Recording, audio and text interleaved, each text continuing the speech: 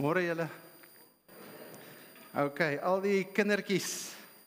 Julle kan maar laat waai.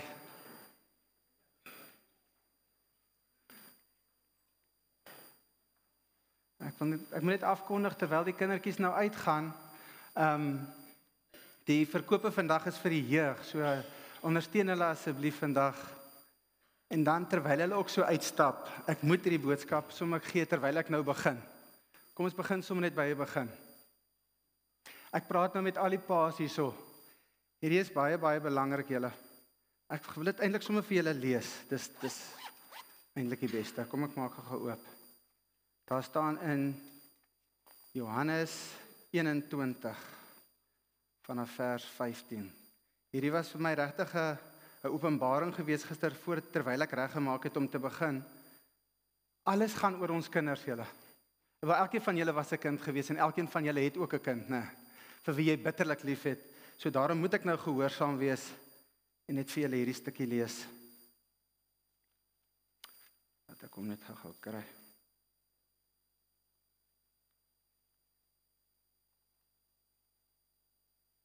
In Johannes 21 vanaf vers 15.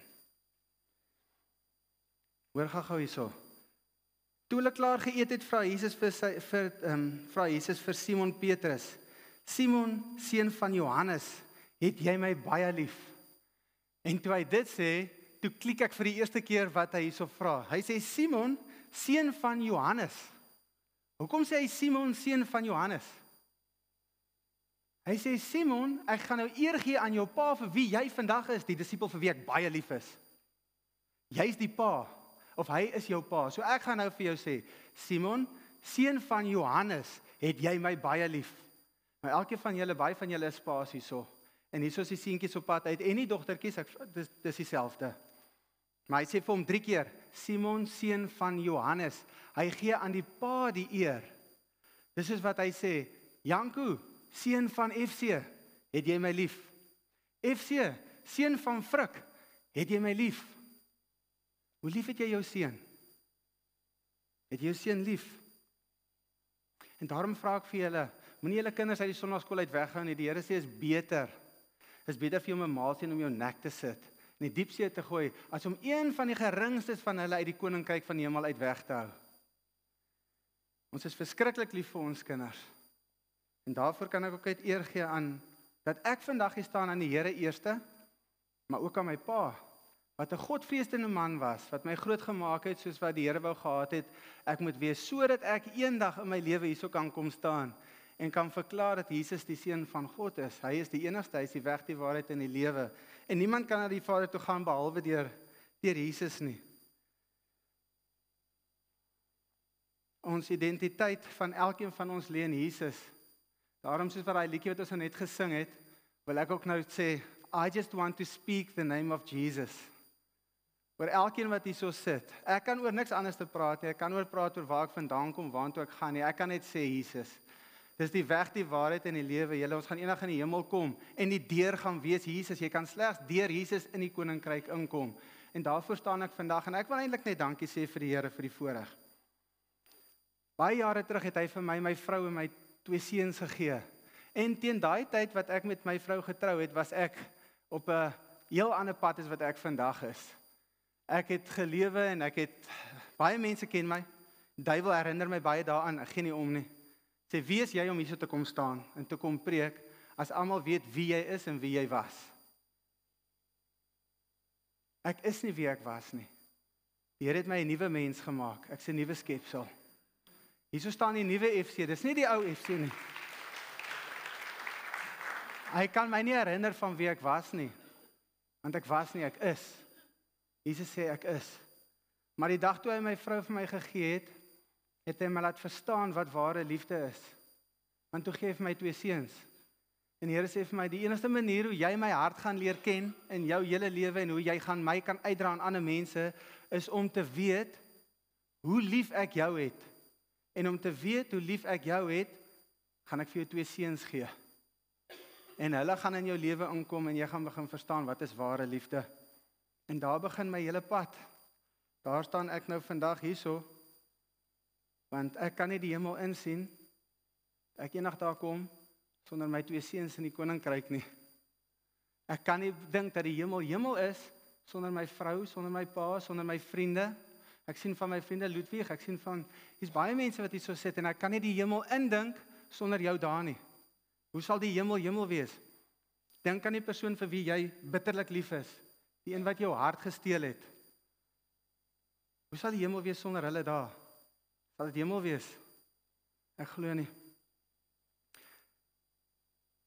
Bid asseblief saam met my nou, want ek het 'n baie belangrike boodskap, wat ek graag vir julle wil gee vandag. Dis nie my boodskap nie. Die Here het hierdie boodskap in my hart gelê, en dis vir elkeen van julle, is vir iemand spesifiek ook dalk hierso vandag, wat hierdie boodskap moet hoor. En dit is nie van myself af nie, is van die Here, en daarom gaan ek nou bid, en vra, o Heilige Gees, ek gee myself as 'n tempel, my stem, my liggaam, en alles wat ek is aan U oor, sodat U nou aan die woord kan kom. Sê wat U wil sê, en praat deur my. Mag die mense U stem nou hoor, en die boodskap wat U nou wil gee. Ek eer die heilige naam daarvoor, Here Jesus. Amen. Jammer, lang inleiding. Of die preek gaan baie vinnig wees of baie kort wees, maar die boodskap is baie belangrik. Ek gaan sommer begin met die boodskap. Dit waar ek vandag met julle wil praat, is een van die grootste geheime wat in die Bybel is. Ons weet dat die Bybel sê, in the Old Testament, Jesus is concealed. Julle verstaan dit, sy naam word nie genoem nie, maar hulle praat van die Messias. But in the New Testament, Jesus is revealed. So in hierdie wat ek nou vir julle gaan lees, ek gaan sommer begin, ek wil hê as julle wil, kan jy saam blaai, Kolossense 1 vers 26. Vergewe my as ek bietjie lank vat, ek het soveel plekkies wat ek vandag moet regkry, dat ek wil nie tyd mors daarmee nie.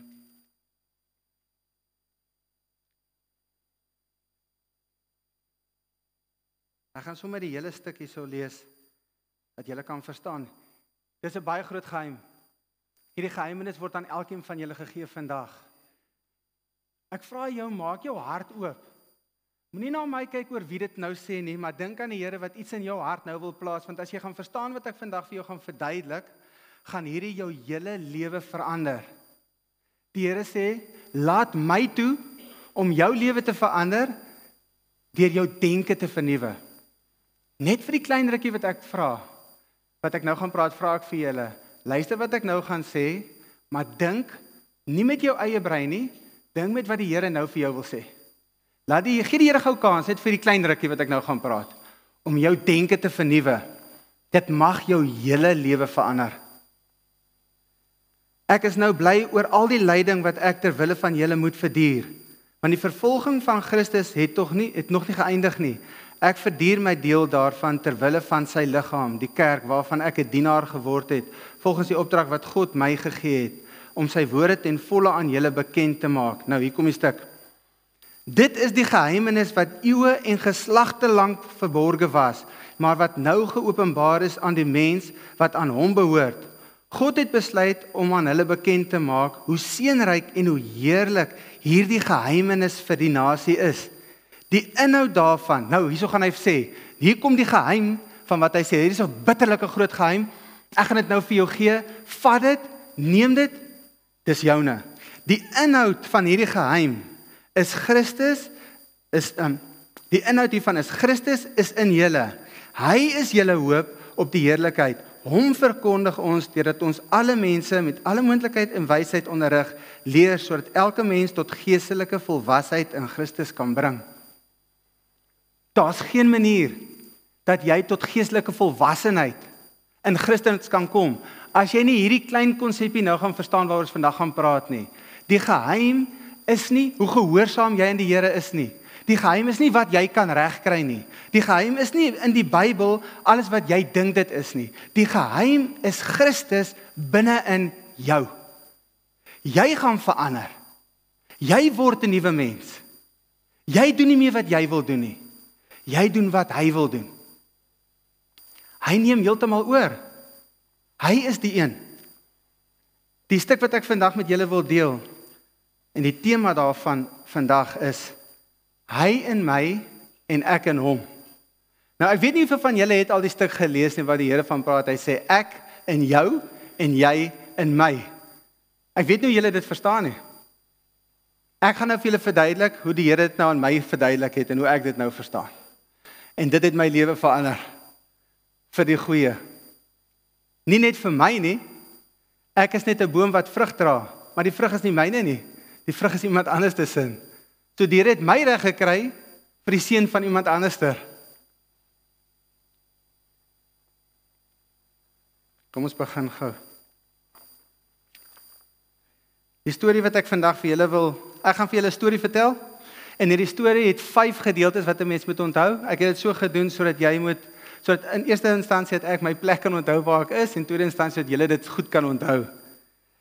Hierdie storie gaan oor dit is eintlik the pencil maker. Hierdie gaan oor 'n man en hy maak potlode. En hierdie is sy storie.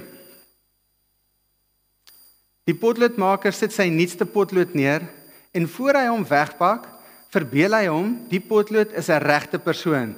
En hy sê vir hom, daar is 5 goed wat jy moet weet voordat ek jou uitstuur in die wêreld uit.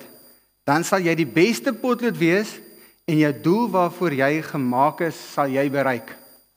Nou verbeel jouself, hierso kom hierdie man, hy's 'n potloodmaker, maar hy maak hierdie ou potlode. Dis 'n regte ou houtpotlood. Julle ken mos daai 2 wat HB of 2H wat ook al, vandag hierdie pysertjies, dis nie hy nie. Dis 'n houtpotlood en aan die agterkant is daar mos so lekker dik uitveer. Binne-in is die lood. Nou het hy sy potlood gemaak en het hierdie perfekte potloodjie gemaak. En voor hy hierdie potlood nou wegstuur om verkoop te word, sê hy vir hom, ek wil vir jou, daar's 5 goed wat ek jou baie graag wil leer. Nou verbeel jouself, die potloodmaker is die Here. Die potlood is jy. En hierdie potloodmaker gaan nou aan die potlood 5 goed gee wat hy moet onthou voordat hy 'n indruk gaan maak op ander mense. Hy sê vir hom, potlood, die belangrikste deel van jou is wat binne in jou is. Dis die belangrikste deel. Nou voor ons begin met die storie van wat binne in die potlood is, wil ek vir julle verduidelik sodat julle dit kan verstaan.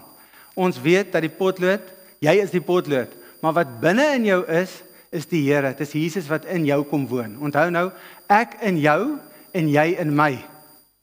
Nou gee hy vir jou die potlood. Binne in hierdie potlood gee hy vir jou Jesus Christus, sy seun, die Heilige Gees wat in jou kom woon.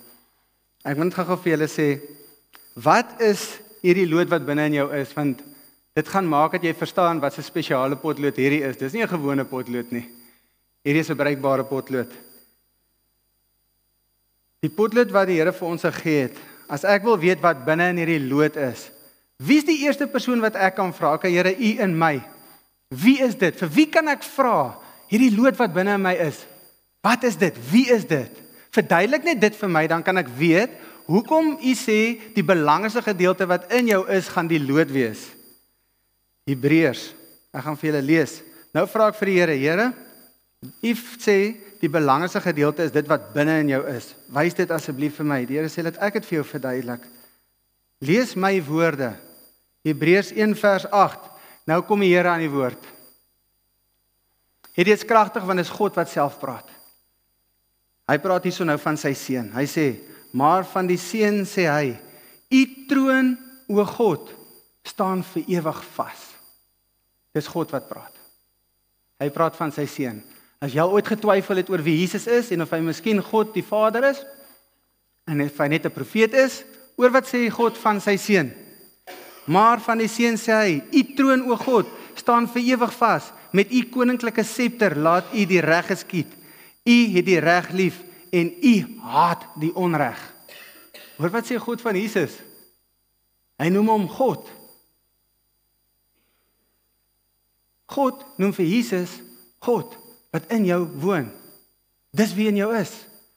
Nou kan jy verstaan wanneer die potloodmaker sê, die belangrikste gedeelte van wat van jou gaan die gedeelte wees wat binne in jou is.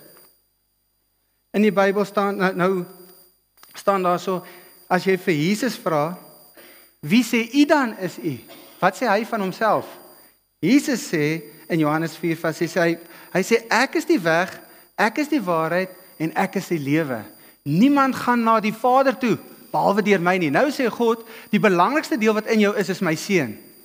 Hierdie seun wat in jou is God self. Wat sê hy van homself? Hy sê, ek is die weg, die waarheid en die lewe. Niemand gaan na die Vader toe behalwe deur my nie. Daar's 'n mooi bewys, en hierdie was vir my 'n bewys wat my nogals geruk het om te verstaan wie God is en wie Jesus is. As jy gaan na, kom ons kyk, ek het hom kry. As jy gaan na Eksodus toe. Eksodus 3 vers 13. Staan daar so.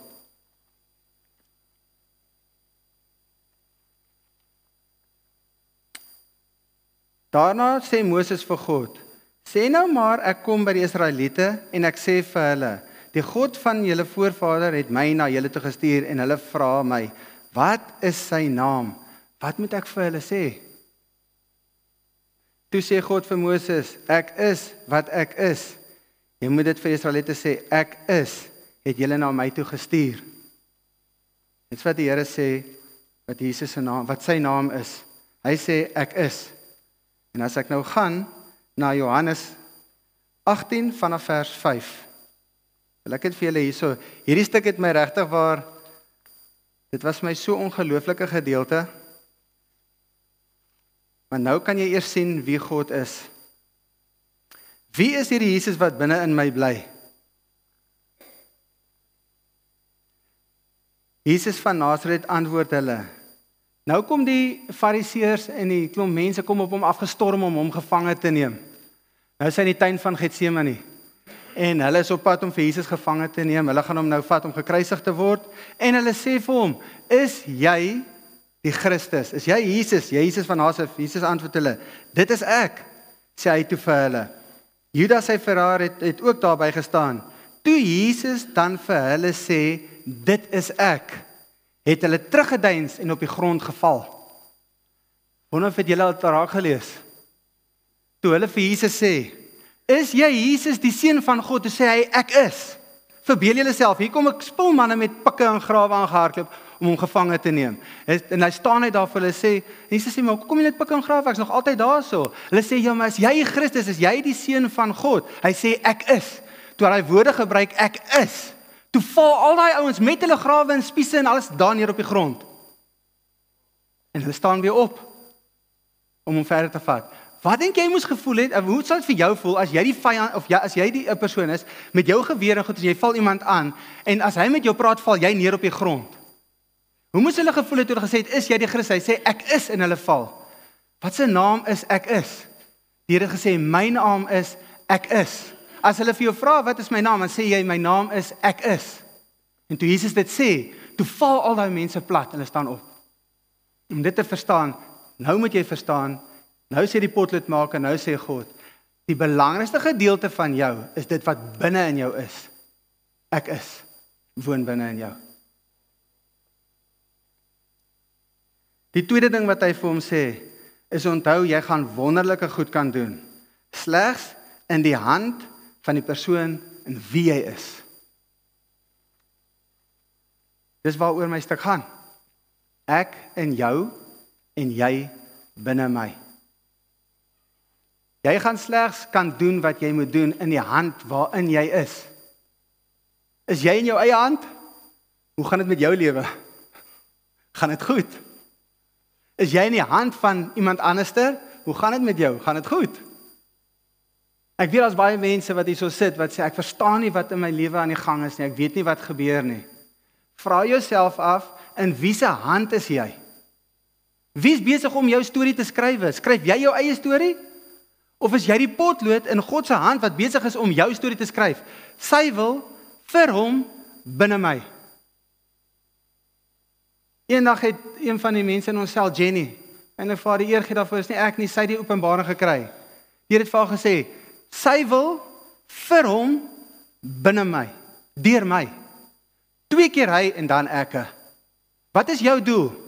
Sy wil, wat hy wil hê, met jou, maar hy gebruik jou. Nou begin ons te verstaan wat die Here sê. Hy sê, ek in jou, dis die eerste stap.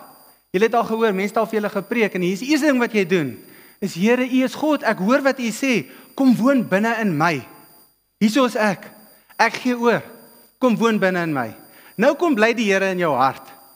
Dis 'n wonderlike dag. Die Here kom woon in my. Maar ek kom iets snaaks agter aan daai dag. Môre, oormôre, en die dag daarna, lewe ek my lewe. Dinge werk net nie reg nie.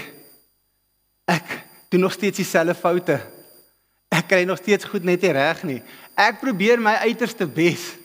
En al wat ek doen is ek faal en ek faal en ek faal en ek verstaan nie hoekom nie en ek raak moeg en ek raak siek en ek raak sat want ek probeer en U het gesê U kom woon binne in my en hoe meer ek probeer hoe meer maak ek foute.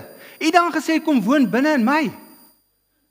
Nou het ek gesê kom woon binne in my, maar hoekom hou ek aan om foute te maak? As ek myself weer kry, dan is ek besig om te drink. As ek myself weer kry, dan is ek besig om te vloek. As ek myself weer kry, dan vertel ek vuil grap, maar klim ek vanaand in die bed en dan voel ek so skuldig en ek voel so vuil, want ek het my hart vir die Here gegee, maar ek kry dit dan net nie reg nie.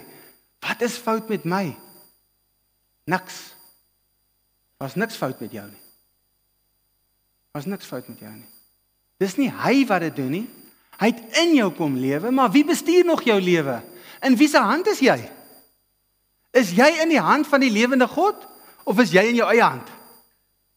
Wie is besig om jou hele lewe te bepaal? Jy of hy? Hy kan in jou wees, maar jy kan nog steeds jou eie lewe lewe. As ek in my kar klim en ek ry ergens heen en Jesus en dan eendag gesê Jesus, jy FC waarheen is jy op pad? Sê ek, Jesus, ek is op pad hemel toe. Wonderlik. Vra my, ek ken die pad. Here Jesus, welkom, klim in die kar. Kom sit jy aan hierdie kant. Nou ry ek en hy lekker, ons op pad hemel toe. Here, waar moet ek ry? Daar links, daar regs. Okay, ek weet. As ek weer kyk, dan draai ek af. Dis ek wat bestuur. Sê die Here, bietjie daai kant toe. O, ek kan nie glo nie, ek al weer verkeerd afgedraai. Hierdie kant toe. Dan ry ek weer, na 'n paar dae, dan sit iets langs my, as ek weer kyk, ek draai weer verkeerde kant toe. Sê Jesus, hierdie kant toe. Sê, maar ek verstaan nie. U is dan die een wat so saam met my in die kar is. Hoekom ry ek verkeerd? Dan sê die Here, ja, jy ry verkeerd. Mag ek bestuur? Mag ek bestuur? Ja, Here. Vat U die stuur oor as ek aan die ander kant sit. Neem U 'n bietjie oor. Hy in my en ek in hom. Onthou, jy sal wonderlike goed kan doen in die hande in wie se hand jy is. Eers die dag wanneer jy die stuurwiel van jou lewe aan die Here oorgee, is die dag wanneer jy bysit en ry waantoe hy heen op pad is. Nou ewe skielik, soos ek na 47 jaar van verkeerde paaie gaan met hom wat binne in my bly, kom ek agter dis eienaardig. Kyk waar staan ek vandag. Ek boast nie in myself nie, ek boast in die Here nou. Dit is nie wie ek is nie, onthou dit. Ek staan hierso ook maar met 'n hart wat bang is. Ek staan voor julle. Ek weet dis mense wat na my luister en elkeen sy eie opinie. Maar nou is dit nie meer, as dit my keuse was en ek het nog bestuur, het ek nie vandag gestaan nie. Daarvoor gee ek jou my woord. Maar as gevolg wat ek vir die Here gesê het, okay Here, U in my, maar nou ek in U, bestuur U nou die kar. Kyk, waar staan ek vandag? Nou kan ek hier so staan, ek kan sê, I can only speak the name of Jesus. En ek gee nie om wat iemand dink nie. Ek gee nie om wat vriende dink van my nie. Ek gee nie om daarvoor nie, want hy is in beheer. Nou kom dit ek wil net vir julle 'n voorbeeld gee dat julle net sien dit is nie iets wat ek sê nie. Dis iets wat die Here sê. In Johannes 14 vers 10 sê die Here daarso. Hy sê: Glo jy nie dat ek in die Vader is en die Vader in my nie? Nou gee Jesus vir ons 'n voorbeeld. Hy sê ek wil gou vir jou wys. Dis nie net jy nie hoor, dis ek ook. Jesus sê: Glo jy nie dat ek in die Vader is en dat die Vader in my is nie? Dit beteken Jesus was op aarde gewees, maar hy het nie een woord gesê nie, hy het nie een ding gedoen as hy nie sy Vader dit hoor sê het of as dit 'n bevel was van die Here om dit te gaan doen nie, het hy dit nie gedoen nie. Die Vader in my en ek in hom. Nou sê jy sien wat gebeur wanneer dit gebeur. Dit verseker ek julle, wie in my glo, sal ook die dinge doen wat ek doen en hy sal nog groter dinge doen. Omdat ek na die Vader toe gaan, wat julle ook al in my naam vra, sal ek doen. Nou is dit God wat dit doen, nie meer ek nie. As ek nie aan hom oorgee nie. Ek wil net sien, hoekom het ek hom hier so gesit? Dis 'n baie mooi verduideliking. Johannes 15 vanaf vers 4. Julle moet in my bly en ek in julle. Nou is dit nie meer net 'n interessante gedeelte wat ons lees wat die Here sê, ek en jou en jy en my nie. Nou word dit 'n bevel. Gaan jy gehoorsaam? Hy sê, nou is dit nie meer ek en jou nie, maar jy en my. Hy sê, jy is die wilde olyf. Jy moet ingeënt wees op die makolyf. Hy is die bron, jy is maar net die hulpbron. Die enigste manier hoe hierdie makolyf 'n vrug kan dra, is as hy ingeënt is op hom. Dit help nie net, jy sê, Here, kom woon in my nie. Ek moet in hom woon, beteken, goeie, maklike manier. Here, kom woon in my. Hier's ek. Ek is oop, woon asseblief in my. Nadat jy dit vir hom gevra het en jy pad met hom stap in hierdie woord en jy kom agter wie God is, daarna gaan jy en jy sê, Here, ek gee oor. Hierdie tempel, hierdie liggaam, hy behoort nou aan U. Dis nie meer myne nie. Bestuur U hom. Neem U oor. My besluite is nie reg. Ek neem baie besluite en hulle is verkeerd. Nou is dit nie meer net hy wat in my woon nie, maar ek wat in hom woon. Die derde ding wat hy vir daai potlood sê, okay, nou het hy vir die potlood gesê, dit gaan alles nie oor die potlood nie, dit gaan oor wat binne in hierdie potlood is. Eerste ding, besef wie dit is wat binne in jou woon. Die ek is wat binne in jou woon. Tweede ding wat hy sê dan vir die potlood is, as jy nou weet wat binne in my is, moet jy ook weet in wie se hand hierdie potlood is, sodat jy kan skryf, sodat jy my wil kan doen. Nie in jou eie hand nie. En ook nie in die hand van jou man, of in die hand van jou vrou, of in die hand van jou baas, of in die hand van jou vriende nie. Weet julle hoeveel mense ken ek van my vriende, wat in die hande is van hulle vriende? Nie een nie. 90% van hulle is in die hande van hulle vriende. Hoe kan ek dit sê? Ek beloof jou dit. Want ek stap 'n pad met 'n ou, ek sien wat hy graag wil doen, ek hoor wat hy sê, maar as ek hom by sy vriende is, sien ek onmiddellik wat hulle wil hê. Hy is nie in beheer nie. Hy doen wat hulle wil, hy doen nie wat hy wil nie. Derde ding, onthou dat jy op elke oppervlakte waarop jy kom 'n merk moet maak. Nou bly ek in jou. Nou is jy in my hand. En omdat jy in my hand is, moet jy een ding onthou. Elke persoon wat jy in jou lewe ontmoet, gaan jy op 'n merk maak. Wat is daai merk? Wat 'n indruk los jy op ander mense? Wat is die boodskap wat jy by ander mense los? Hoe ervaar hulle jou? Wat sien hulle in jou? Wat proe hulle aan jou?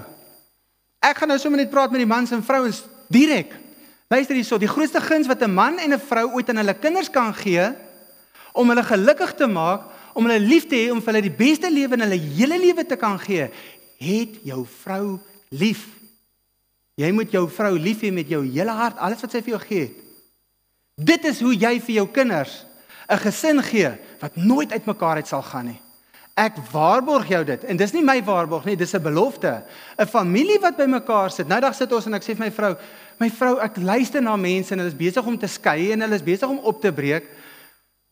Hoekom voel ek so bevoorreg om 'n gesinnetjie te hê wat voor die Here staan en daar was niks wat ons uitmekaar uit kan ruk nie? Wat is dit? Sy sê, FC, elke dag van ons lewe bid ons saam. Elke dag. Elke oggend staan ons op en ons bid saam. Elke dag voor my seuns uit die huis uit gaan, staan Janko langs my en ek bid vir hom, sê Here, hy's in U hande. Elke dag gaan Josie, dan sê ek Josie, dan wil hy bid, ek wag. Jy is in die Here se hande. Here, hier's my kind, ek gee hom aan U. Waar hy gaan, weet ek nie. Wat by die skool gebeur, weet ek nie. Dis U sin. En sy sê, as gevolg van ons gebed, is daar niks wat ons uit die Here se hande uit kan ruk as 'n gesin nie. Moeilike tye, baie maklik. As 'n gesin by mekaar vir altyd, vir ewig, ek weet dit. Dit glo ek my hele hart. Moenie dink daar kom die moeilike tye nie, verseker kom maar moeilike tye, maar ek weet niemand kan ons as 'n gesin uit mekaar uitruk nie as gevolg van die hande van wie ons as 'n gesin is. Mag dit 'n voorbeeld wees vir ander mense. Ek boast nie in wat ons reg kry nie, ek boast in wie die Here is. Hoe het ek 'n vrou wat ek nooit ophou verlief voor is nie? Hoe het ek 2 seuns wat ek nie kan ophou om lief te hê met my hele hart en met my hele siel en alles wat ek het nie? Ek kyk na my seuns en die Here sê vir my, luister, ek wil vir jou verduidelik. Nou gaan ek vir julle verduidelik. Niks van hierdie goeders kan jy doen as jy nie, ag my prentjies. Niks van hierdie wat jy nou kan doen. As jy weet wie in jou is En jy weet wie jou vashou. En jy bring dit wat jy op mense gaan skiet. Niks van hierdie goeders gaan jy kan regkry. Nou gaan ek vir jou baie groter geheim gee van alles. Hierdie goeders moet alles saamwerk as gevolg van een produk. Jy kan hout hê en jy kan blits hê. Maar as iets wat jy kort vir 'n groot vlam om te gebeur. 'n Korte vlam. 'n Korte vlam om daai blits met hierdie vuur, hierso iets moet gebeur. Nou sê die Here, vir hierdie wat jy op mense se harte gaan druk, het jy iets nodig. Here, wat het ek nodig? Liefde. Liefde. Jy het liefde nodig. Jy gaan dit nie kan regkry as jy nie weet wat liefde is nie. Ek sê, Here, ek wil graag weet wat is liefde. Glo my, die Here gaan vir jou wys. Moenie dink dit gaan maklik wees nie. Dis baie moeiliker as wat jy dink. Liefde is iets wat vir die Here ongelooflik belangrik is. Want as gevolg van liefde kan jy iets aan ander mense bewys. As gevolg van liefde gaan jou lewe verander. As gevolg van liefde gaan jy weet wie God is, want hy sê ek is liefde. Ek is liefde. En as jy aan mense in hulle lewens wil verander, nie net aan jou eie lewe nie, ander mense wil verander. Nie jy nie ekke, gaan dit kom deur liefde. Hemelse Vader, hoe gaan ek dit doen? Hy sê, die Here sê, ek gaan dit nou lees want ek nou my merkies verloor. Die Fariseërs kom by die Here, hy sê, en die Fariseërs wil hom 'n strikvraag kry.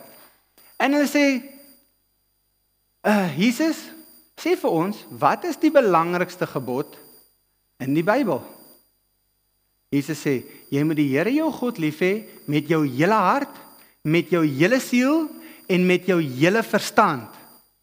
En die een wat daarmee gelyk staan, so as jy nou vat, jy moet die Here jou God lief hê met jou hele hart, jou hele siel en jou hele verstand. Maar die een wat daarmee gelyk staan is, jy moet jou naaste lief hê soos jouself. Hoe bedoel jy nou? Hoe kan dit dieselfde wees? Dis mense, dis u. Is dit nie belangrik om u lief te hê as mense nie? Die Here sê nee, om te verstaan, om te bewys hoe lief jy my het. Is die bewys, is hoe lief het jy ander mense? Dit wat jy aan ander gaan doen, dit wat jy aan jou naaste gaan doen, is die bewys aan hoe lief jy my het. As die Here nou na jou toe kom en hy sê, FC, kom gou hierso. Jy moet my lief hê met jou hele hart, jou hele verstand. Okay, Here, ek sal. Hoe gaan ek dit doen? Hoe het ek jy lief? Hy sê wat daarmee gelyk staan is jy moet jou naaste lief hê soos jouself. En die Here sê vir my, FC, jy moet ander mense so lief hê soos wat jy jou seun het. Jou seuns het. Hoe lief het jy hulle? Nou wil ek vir julle sê hoe die Here dit aan my gewys het. Eendag gaan ek en ons is by 'n rugby wedstryd. En Janko is besig om rugby te speel.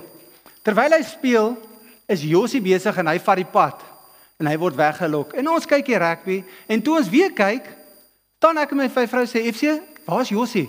Ek sê hy staan hier agter, ek weet nie waar hy is nie. Ek kan hom nie kry nie. Weet jy, kry mos daai hy ruk in jou pens. Daar val so 'n gat, jy weet nie waar dit is nie, maar hy het diep geval. Sien die man, hy sit hier so, ons begin te roep en ons soek vir Josie en ons kan nie vir Josie kry nie. En ons draai om, ons begin te soek en ek sien die ander mense begin ook so 'n bietjie frantically te hulle vra ek, waar so is Josie? Maar kan ons julle help? En sê ja, asseblief help en ek kyk so oor. Eers kom al hierdie gedagtes in my kop, waar is my seun? Dit is net so dan jou kind weg en ek weet van mense, as die kind verdwyn is hulle weg en as jy hom nie kan kry binne 'n sekere tyd nie, is die kans om te kry is letterlik onmoontlik. En ek kry eweslik hierdie angstigheid en ek kyk na my vrou en ek sien hierdie in haar gesig. Jy weet jy kry so 'n prentjie in jou gesig as jou vrou vir jou kyk en sy vra vir jou, waar is my seun? Ek kry so bewerige angs in my, waar is my seun? En ons begin te hardloop en ons begin om te soek. En soos vir die ander mense ook begin soek en hulle bekommerd raak hoe meer is die ding besig om in my te ruk van waar is my seun? Vir my seun hê. Ek soek hom nie nou, ek soek hom nou. Een van my vriende, sy naam is Corrie, staan ook daar so en hy spring op en hy hardloop en ek sien ek sien amper die angs in hom. En hoe meer ek die angs in hom sien, hoe meer begin hy angs in my op te wek van waar is my seun? Ons begin te hardloop en ons soek. En ek sê net, Here, my seun is in u hande. Elke dag gee ek hom vir u. Ek weet nie waar hy is nie. Gee hom asseblief vir my. Ek weet nie waar hy is nie. Stap deur die skool. Toe ek by die agterkant deur die saal stap, toer agter, hier kom Josie aangestap. Ek is eers so kwaad, maar die blydskap om my seun te sien is so verskriklik, dat ek dink aan daai verlore seun wat daar so op die pad aangestap kom, sy pa so kwaad vir hom want hy het al sy geld gaan uitdobbel en hy het geïroreer in die wêreld, maar toe hy hom aansien, toe spring hy daar af en hy hardloop hom tegemoet en ek voel daai pa. En ek hardloop op my seun af en ek tel hom op. Ek's nie kwaad nie, ek's verlig. Ek's verlig want hier is my seun weer by my. Ek gaan die aand huis toe nou, lê ek aan bomskok. Ek kan nie slaap nie, want ek weet nie hoe maak ek my oë toe nie, want as iemand vir my vandag gesê het, FC, gaan huis toe, ons sal môre verder soek, dan was ek dood. Was geen manier wat jy my in die kar gesê het, gaan huis toe, ons sal môre verder soek nie. Hoe lief dink julle het God sy seun? Daai wat ek ervaar het vir my seun, is niks van hoe lief die Here sy seun het nie. En sy seun gestuur het om verbrysel te word vir jou. Sodat jy eendag by hom kan bly en hy 'n plek regmaak vir jou om by hom te bly. En daar wys die Here vir my. Hy sê vir my, FC, hoe dit gevoel? Ek sê nie hy het dit gedoen nie, net die vraag. Hoe dit gevoel? Ek sê, Here, ek kan nie sonder my seun nie. Sê, ek kan nie sonder jou nie. Dis hoe lief ek jou het. Dis hoe lief ek jou het. So lief is wat jy jou seun het. Dis hoe lief ek jou het. Gaan nou en wees vir ander mense so lief soos wat jy vir jou seun is.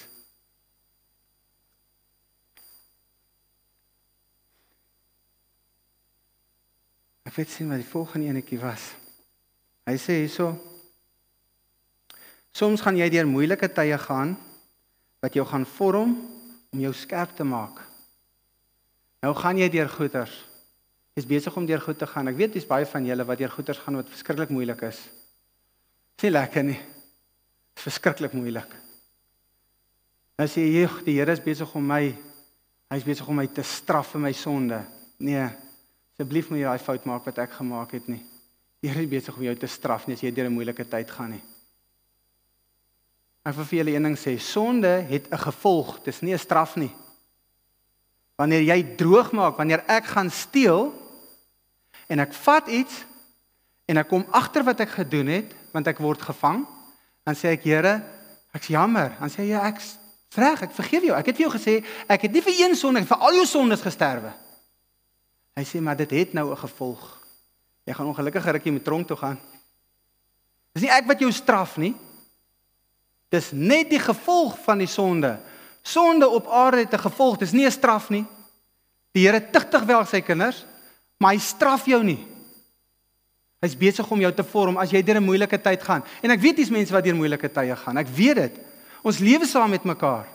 Ons hoor mos wat almal sê. Jy's besig om deur 'n tyd te gaan wat regtig moeilik is. Dis nie Here wat besig is om jou te straf nie. Dink so daaraan. Jy is die potlood in sy skerp. Hy's besig om jou te draai. Hy's besig om jou stadig maar seker skerp te maak vir sy doel. Moet dit nie sien as straf nie. As jy deur 'n moeilike tyd gaan, die Here is besig om jou te vorm om met jou te kan skryf. En as hy jou nie skerp maak nie, kan hy nie met jou skryf nie. Daar's baie mense wat in verkeerde mense se hande is, soos wat die eerste stuk gesê het. Pas op in wie se hande jy is. Een ou vat die potlood en hy trek sommer op die mure krap hy en so 'n punt raak stomp. En hy kry seer. Dan moet die Here gaan, dan gaan jy na die Here toe en dan sê Here, ek's in die verkeerde ou se hande. Ja, kom hier so. Kom ons druk jou 'n bietjie in die skerp maak, kan ek so 'n paar draaie gee. Sê lekker nie? Maar kom ons gee so 'n paar draaie en as jy weer kyk is daar 'n skerp eentjie, sit jouself nou in die regte persoon se hande. Nie in iemand wat gate druk in 'n muur nie. Nie iemand wat jou gebruik vir wie jy nie werd is nie. Moenie verkeerde man se hande wees wat met jou mors nie. Het jy idee wat jy vir hom werd is? Ek sê vir jou sê, sy lewe, alles. Op die einde, die laaste een wat hy sê, is hy sê, onthou, jy gaan baie foute maak, maar raai wat sit reg op die agterkant van die potloodjie? Dis uitveer. Soos wat jy foute maak, so vir Jesus heeltyd uit. Sodat jy in die hemel kom, en die Vader terugkyk, sien hy geen foute nie. Soos wat jy jou foute maak, kom Here en hy vee uit. Al wat hy vra is, asseblief moenie aspres foute skryf nie. Nie aspres foute maak nie. Dis 'n eienaardig wat hy potlood korter maak. Hy gaan altyd eindig by Jesus. Jy kan maak wat jy wil. Hy's die een wat uitvee, nie jy nie. Jesus is die een wat wag, selfs op die einde. Daar's 'n gedeelte, ek onthou dit sommer nou net, waar die disippels ook in die tuin is en hulle vir Jesus wil gevange neem en Jesus vat een van die disippels vat die swaard en hy kap na een van die slawe en hy kap die slaaf se oor af. Daar val die slaaf se oor. En Jesus gaan en hy sê, bære daai swaard. Elke ou wat 'n swaard optel, sal deur die swaard doodgemaak word. En hy vat daai oor en hy tel daai oor op en hy sit hom terug in daai ou se kop. Net daarso. Hoekom het hy daai oor teruggesit op daai soldaat se kop? Het jy ooit gedink? Was dit om te sê, wow, hy's God, dis wonderlik? Hoekom het hy die oor teruggesit in daai man se kop? Jesus in die Bybel het voorspel, van die 300 of wat ook al voorspellings wat daar so is, die voorspellings, die profesie oor Jesus, was daar gewees dat die wat onder hom is, nie een sal sterwe of seer gemaak, niks sal met hulle gebeur, terwyl hy lewe nie. Jesus het geweet, as gevolg wat hierdie disipel van my wat nou net gedoen het, hy het hierdie soldaat se oor afgekap, Romeinse soldaat se oor afgekap. Wat moet met sy disipel gebeur, omdat hy daai oor afgekap het? Wat moet met hom gebeur? Hy het die swaard uitgepluk. Sy disipel moet sterf. Jy tel nie jou swaard op en kap na een van die soldate toe nie. Nou is sy disipel reg om, hy kan gevonnis word. Maar die Here sê, maar in my Bybel daar gestaan, niemand terwyl ek lewe sal iets meer gebeur nie. En Jesus gaan, hy tel hy oor op en hy sit hom terug. Hoekom? Wanneer daai soldaat gaan en sê, Here, jy moet daai disipel ook gaan, as hy nou gaan na sy keiser toe, wat ook al, en hy sê, jy moet hierdie man, het my oor afgekap. Hy moet ook saam met Jesus gekruisig word. Hy moet ook doodgemaak word. Dan sê ek verstaan nie, maar hier sit 'n oor. Hier sit dan, jy sê die oor afkap. Ja, hy was heeltemal af, regtig, maar hier's daar. Dit lyk vir my pragtig. Die bewys van die oor wat afgekap is weg. Die dag wanneer jy in die hemel kom en staan voor die Here en die Here sê kom in, hoekom moet ek jou inlaat? Dan staan Jesus voor jou. Hy is die bewys dat jy niks fout gedoen het nie. Iemand het eendag gesê, wil jy vir my sê dat wat een man gesterf het, sal maak dat die hele wêreld nie eendag hel toe gaan nie? Hy sê ja. Hy sê ja. Hy sê because Jesus outweighs it all. Jesus outweighs it all. En dan as jy voor die hemel staan, voor die troon staan en die Here sê kom staan op die skaal. Nee, jy's te swaar van al jou sonde, gaan hierdie kant toe. Kom die volgende ou en hy staan daar, hy het baie minder as jy gedoen, hy klim op die skaal en hy's te swaar en die Here sê nee, jy's te swaar van jou sonde, gaan die kant toe. Dan kom Jan en hy het sy lewe vir die Here gegee. En hy kom nader en hy het gesterf en hy's in die hemel, hy kom en Jesus sê en die Here sê kom Jan, staan op die skaal. En net voor op die skaal sê Jesus, Jan, wag net so 'n bietjie. Staan Jesus op hy skaal. Jesus outweighs it all. Jesus outweighs it all. Moenie vir my sê daar's iets in jou lewe wat belangriker as Jesus Christus in jou lewe nie. He outweighs it all. Vra vir Judas. Judas, wat moet ons jou betaal om vir Jesus te verloon? 30 silwer muntstukke. Dis 'n deal. Jussie, maar jy het vinnig besluit? Ja. Dit was bietjie te vinnig besluit daai. Was Jesus vir Judas 30 silwer muntstukke werd? Nadat hy besef het wat hy gedoen het en wie Jesus is, vat hy daai sak en hy gooi dit vir hulle terug, daai bloedgeld. En hy sê, dis nie dit werd nie. My ewige lewe saam met U as koning, saam met my vrou en my kinders, saam met die disippels vir wie ek 'n pad gestap het en die wonderlike koninkryk waarvan Jesus my vertel het, 30, 100, 'n biljoen is nie genoeg nie. Wat is jou prys? Wat is jou prys? Wat is vir jou belangrik? Wat is vir jou meer belangrik? Wat sal jy die prys gee om nie na die hemel toe te gaan nie? Jesus outweighs it all. Dis net hy. Daar is geen ander nie. Elkeen van ons is 'n potloodjie. Hier's van ons wat se potloodjie sal so kort is. Die puntjies is net so 'n klein stukkie. Dis 'n paar langes hierso. Die grootste verrassing van alles is nie een van ons weet hoe lank is wie se potlood nie, want jy kyk iemand wat langs jou is en jy sien sy ouerige oom of tannie, die potloodjie is seker kort. Wie sê vir jou jy lewe môre? Hoe kort is jou potloodjie? Wat is in jou potlood? Is Jesus agter op hy potlood? Sodat as jy in die hemel kom, dat hy kan uitvee wat jy gedoen het. Tyd is 'n werklike ding, julle. Al wat die Here vra, laat ek dit net sê wat ek hier so neergeskryf het. Tyd is 'n fisiese ding. Wat gaan bepaal waar jy gaan wees. Jou tyd op aarde gaan bepaal waar jy gaan wees. Wees versigtig, nie net met wat jy met jou tyd doen nie, maar aan wie jy jou tyd gee. Dit bepaal jou hele toekoms.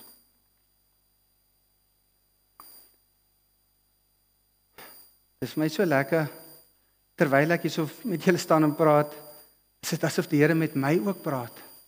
Julle dink ek praat en sê wat ek geleer het en wat ek sê, dit is nie. Die Here is besig om aan my te werk. Terwyl ek hier staan, is hy besig om my skerp te maak. Terwyl ek praat, is ek nie besig om iemand te oordeel nie, maar ek kom agter aan my lewe, wat is ek besig om te doen? Waar spandeer ek my tyd? Here, as dit is u wil om te staan voor mense en net te verklaar, u is die seun van God. As dit is dat u wil hê, ek moet vrug dra, en die vrug is nie myne nie. Laat dit so wees. Julle weet, 'n appelboom gebruik nie appels nie. 'n Peerboom kan nie pere eet nie. Jou gawe van liefde, jou gawe van genesing, dis nie vir jou nie. Mense bid baie keer. Dan sê Here, asseblief maak my gesond, maar ek word nie gesond nie. Die gawe van genesing dalk nie vir jou nie. Dis vir iemand anderster. Want so lief is wat jy my het, so lief moet jy iemand anders hê. Gaan dan gee dit. Gee jou gawe vir iemand anderster. Gee dit wat ek vir jou gee dit vir iemand anderster. As die appelboom vrugte dra, dan gee hy dit vir die boer. Hy gebruik dit nie self, hy het dit glad nie nodig nie. Sy appeltjie is maar net 'n bewys om te sê, ek is 'n appelboom. Wat 'n boom is jy? Wat 'n boom is jy? Draai jy appels, draai jy pere? Luister hierso julle, ek het agtergekom in my lewe. Die vrug aan my lewe, ek het nie geweet wat 'n boom ek is, ek het geweet ek's 'n boom van die Here, maar ek het geweet wat 'n boom is ek nie. Aan my eie vrugte moes ek agterkom wat 'n boom is ek. Hou op om te kyk wat 'n vrugte ander mense dra. Steek jou arm uit en kyk wat 'n vrug hang aan jou, om te bepaal wat 'n boom is jy. Is daar 'n vrug of is daar nie 'n vrug nie? Die laaste dingetjie wat wil ek vir julle net vertel. En dis maar net 'n bewys van die absolute liefde wat Jesus vir ons gehad het. Is in die geskenke wat die 3 wyse manne vir Jesus gegee het. Ek gaan daarmee eindig. Hier is baie belangrik. Toe die 3 wyse manne na Jesus toe kom, toe bring hulle vir hom geskenke, julle onthou. Goud, wierook en mirre. Dis eintlik 'n mooi geskenk, maar wat is die betekenis van die 3? Het julle al ooit daaraan gedink? Ek weet daar's met mense wees wat dit al bestudeer het, maar het julle al daaraan gedink? Of julle sê, want ek het die openbaring daarvan gekry. Dis verskriklik mooi, want ek het gelees terwyl ek gelees het vir Jesus wyn en mirre gegee om te drink. In die vorige, in Matteus dink ek praat hy van wyn en gal, maar in Markus praat hy van, soos in Engels, wine and mirror, wat hy vir Jesus gegee het. Goud is vir Jesus gegee as 'n kind om te sê, hy is die koning. Dis 'n koningskap van wie hy is. Wierook is aan die Here gegee, aan Jesus gegee, vir die geur wat hy gaan dra. Sy divine, sy heiligheid, is in die wierook wat gegee is. Mirre is gegee as 'n heenwyse vir sy dood. Hulle het mirre gebruik as 'n antibakteriese middel. Inteendeel, dit was 'n pynverligger gewees eintlik. Eintlik mooi as jy daaraan dink in daai tyd, die kindertjies. Nou is jy 'n kind, nou kom 'n wyse man, gelukkig hy's 'n wyse man, hy weet daai tande gaan seer kry. Hy het geweet daar gaan 'n koors wees, hy geweet, hy het gesê hierso is mirre. Dis net mirre vir jou om jou kind te behandel nie, maar die mirre se heenwyse oor hoe hy eendag gaan doodgaan en wat met hom gaan gebeur aan die kruis. En toe Jesus aan die kruis is en hulle vat daai stok en hulle druk hom in die wyn en mirre gemeng en hulle gee dit op. Hy sê, toe Jesus dit proe, het hy dit nie gedrink nie. Hoekom? Wyn en mirre gemeng is 'n pynstiller gewees vir die mense wat aan die kruis hang. En Jesus gesê, selfs die wyn en die mirre as 'n pynstiller sal ek nie vat nie, ek moet elke stukkie voel vir jou wat hier sit vandag. Elke mens wat hier sit, Jesus moes deur daai ding, moes daardeur gaan. Hy moes dit ervaar. En hy het selfs gesê, nee dankie vir die pynstiller om daardeur te gaan, want ek is besig om te betaal 'n volmaakte prys. En as daar net een mens op hierdie aarde was, en Jesus moes die keuse kry of op die kruis sal gaan om te sterwe, sou hy nog steeds daardeur gegaan het, net vir jou, vir een mens. Daarom sê die Here, dis genade. Dis genade. Hemelse Vader, U is God. Baie dankie vir U openbarings. Baie dankie vir U woorde. Baie dankie vir die Gees. Hemelse Vader, U het gesê as jy hulp nodig het, ek stuur vir jou my Heilige Gees. Waar jy wysheid kort kom, ek stuur vir jou my Heilige Gees. Waar jy hulp nodig het, ek stuur vir jou my Heilige Gees. Waar jou vriende hulp nodig het, ek gee vir jou my Heilige Gees. Waar jou vriend deur moeilike tye gaan, waar iemand deur moeilike tye gaan, ek gee vir jou my Gees. Dankie vir u Gees. U is die God. U is die Almagtige. U is die Koning. Hemelse Vader, ek wil sommer net nou vir u sê dankie vir die voorreg om te kan staan voor mense en te kan verklaar. Here Jesus, u is die weg, u is die waarheid, u is die lewe. Niemand gaan na u toe. Niemand gaan na die Vader toe, behalwe deur u nie. En ek loof en prys u heilige naam daarvoor. Amen.